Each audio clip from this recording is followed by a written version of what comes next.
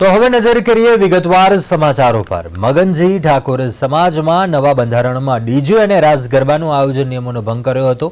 સાંતલપુર તાલુકાના કોડા ગામ ખાતે યુવા સરપંચ કુમકુમ ઠાકોરના લગ્નમાં રાસ ગરબાનું આયોજન કરી નિયમો તોડ્યા હતા। કોડા ગામના ઠાકોર મગનજીની દીકરીના લગ્નમાં રાસ ગરબા ડીજેનો વિડીયો વાયરલ થયો હતો અને આ મામલે રાધનપુરના ધારાસભ્ય લવિંગજી ઠાકોરની પ્રતિક્રિયા સામે આવી। જણાવ્યું કે કોડા ગામે ઠાકોર સમાજનું બંધારણ નથી તૂટ્યું, દીકરીના લગ્ન હતા એટલે રાસ ગરબા રાખ્યા હતા, કોઈ ડીજે નથી વગાડ્યું।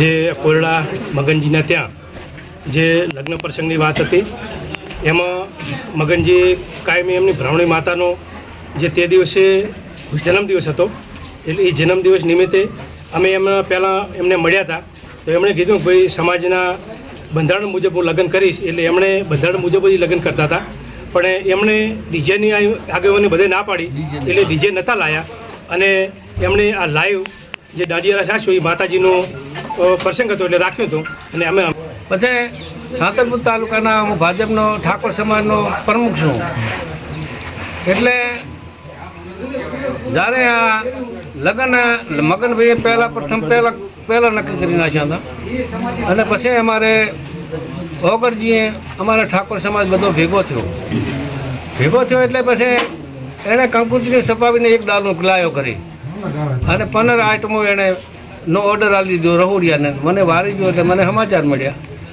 એટલે મેં એમના ભૈયાને બધાને બોલાવ્યા, મારે ઘરે બોલાવ્યા, બીજા સરપંચ અને ડેલિકેટ અને બધાને બોલાવ્યા, ઉપપ્રમુખને બોલાવ્યા અને બધા અમે લગભગ 25-30 જણા ભેગા થઈ અને અમે મગનને કીધું કે ભાઈ આ તો કરે રહ્યો, ખોટો કરે રહ્યો, સમાજ ભેગું આપણે રહેવું પડે એટલે એણે કીધું કે તમે જેમ કહો હું કરવા તૈયાર છું।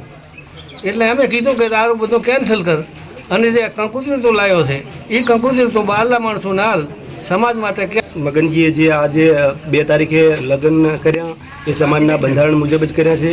સાંજે જે કાર્યક્રમ હતો એ માતાજીમાંનો જે બ્રહ્મણી માતાજી છે એમનું દર વખતે 15 વર્ષથી પોતે જે જન્મદિવસ છે તે ઉજવે છે એના માટે જ એ રાખેલું હતું। લગ્નનો કોઈ પણ લગ્નમાં બંધારણ તોડ્યું નથી।